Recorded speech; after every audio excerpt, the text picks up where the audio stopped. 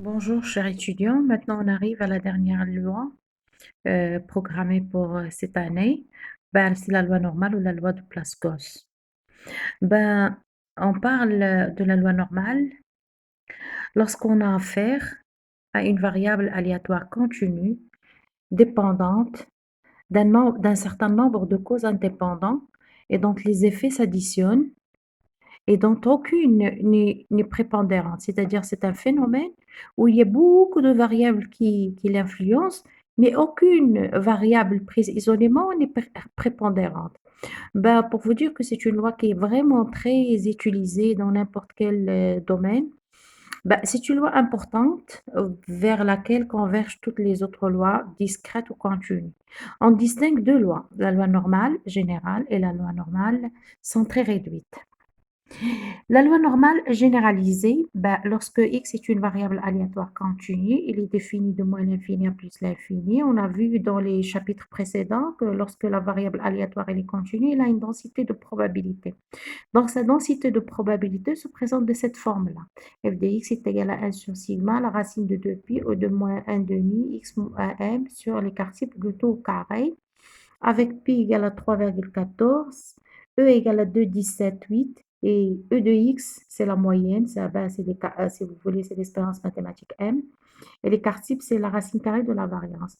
Donc, lorsque x il suit une variable aléatoire x suit une loi normale, donc x il tend vers la loi normale caractérisée par deux paramètres m et l'écart type.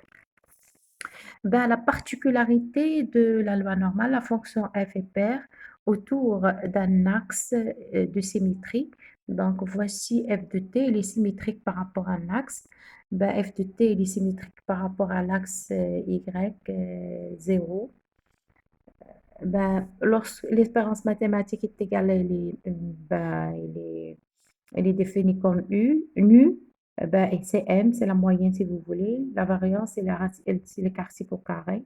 Ben, si x1 et x2 sont deux variables aléatoires indépendantes de m paramètres, donc x1 il suit une loi normale de paramètre m1 l'écart type 1, x2 il suit une loi normale de paramètre m2 x2, alors la somme x1 plus x2 c'est une variable aléatoire normale de paramètre m1 égale à m1 plus m2 et l'écart type est égal à la racine carrée de l'écart type 1 au carré plus la racine carrée de l'écart type 2 au carré.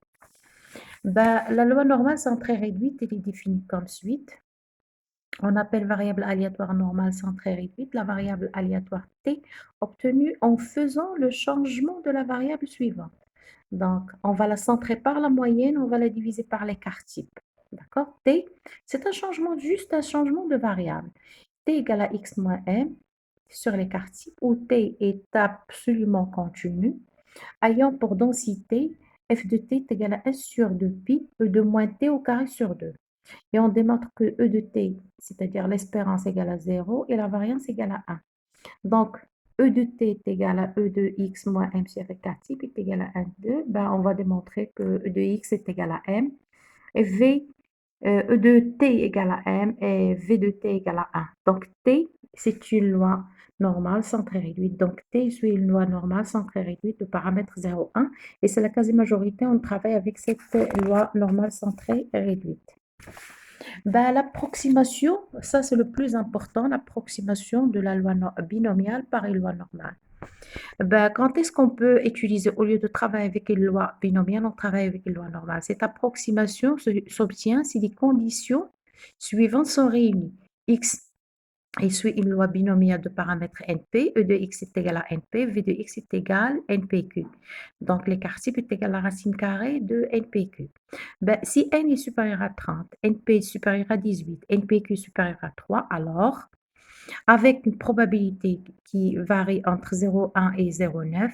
Et si n tend vers l'infini, donc la variable aléatoire qui suit une loi normale de paramètre NP, il va suivre une loi normale, une binomiale de paramètre NP, il va suivre une loi normale de paramètre n. Donc le m égale à np, et donc l'écart type est égal à la racine carrée de npq. D'accord? Exemple, soit X suit une loi binomiale de paramètres n égale à 150 et p égale à 0,4. Donc, comment calculer X de 66? Dans ce cas, la réponse, on peut approximer la loi binomiale par la loi normale, puisque n est grand, n égale à 150, et p est compris entre 0,1 et 0,9 égale à 0,4.